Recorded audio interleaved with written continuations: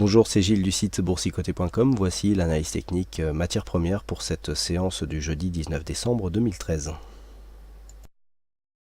Nous commençons cette analyse avec l'or, donc qui confirme ici son biais baissier. Je vous rappelle qu'on avait eu ici une sortie sur un support haussier qui avait déjà été cassé.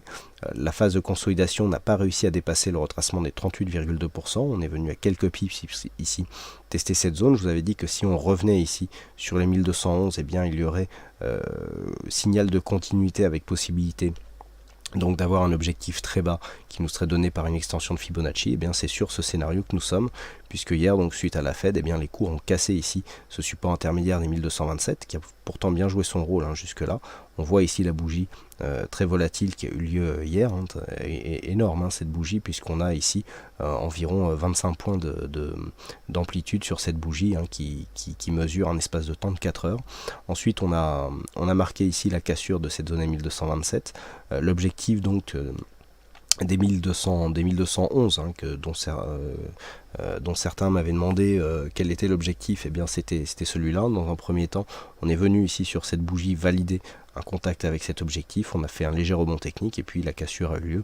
Donc cassure a eu lieu qui nous emmène ici vers de nouveaux plus bas significatifs. Alors j'ai tracé ici les retracements de Fibonacci sur la phase de consolidation, et du point de vue de l'extension, eh bien l'objectif de cette cassure se situe maintenant à 1176,9 $ l'once, donc pour l'or, nouvel objectif ici baissier de cette dynamique qui est relativement forte. Alors l'or se situe actuellement dans une configuration fortement survendu, avec ici un RSI stochastique en survente, grosse amplitude du point de vue du MACD, mais on sait que l'or est un actif très volatile qui peut supporter ce genre de configuration pour continuer et donc continuer à descendre.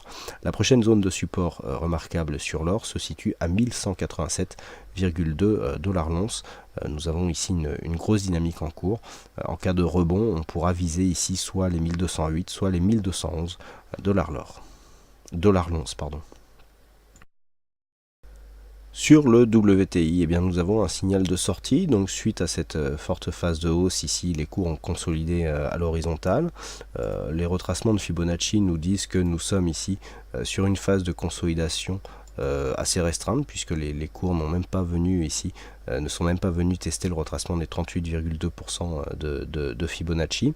Alors même si on trace ici, là j'ai pris l'intégralité du point de vue de l'amplitude, même si on trace ici le Fibonacci sur la tendance directe, on va prendre par exemple un début donc de la dynamique sur cette phase et sur un sommet ici, voilà, on voit que le 38,2 n'est pas atteint, donc ça ne change pas grand chose. Par contre nous avons un 23,6 ici qui se trouve beaucoup plus proche d'une zone de support horizontale clairement identifiée ici, notamment sur cette phase et sur celle-ci. Donc consolidation très peu marquée, cassure ici à la hausse.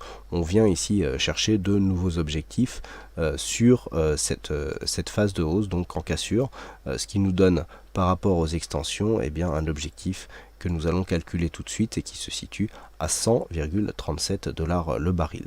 Donc si la cassure ici est confirmée, puisque pour l'instant nous avons juste une petite attaque, bien sur une rupture donc de cette zone des 98,90 $ le baril, le WTI aura un objectif technique qui se situera à 100,37 $ le baril, point d'invalidation ici à 98 $ le baril, donc le WTI qui confirme ici son biais haussier.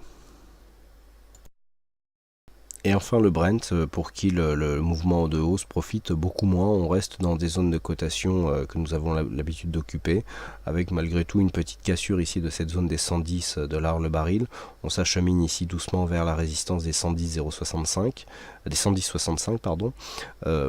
Bon, du point de vue du fond de tendance, on reste dans un biais neutre, puisque nous sommes dans un range moyen terme qui va entre 107 et 112 $ le baril.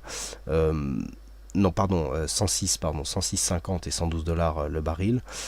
Pour l'instant, pas de mouvement qui pourrait nous laisser penser que ce range pourrait être cassé. On est vraiment dans des oscillations moyen terme qui sont relativement bien définies.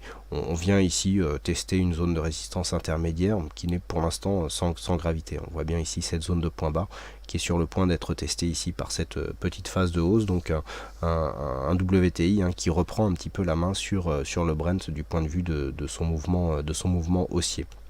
Donc ici sur un test de cette zone des 110,66, on a quand même une petite configuration en surachat sur cette phase. On peut très bien avoir ici une petite phase de consolidation qui nous ramènera au moins jusque cette zone ici des 109,90 $ le baril. Donc rien ne change pour le Brent, hein, toujours dans son fond de tendance relativement neutre pour ce qui est de la tendance moyen terme.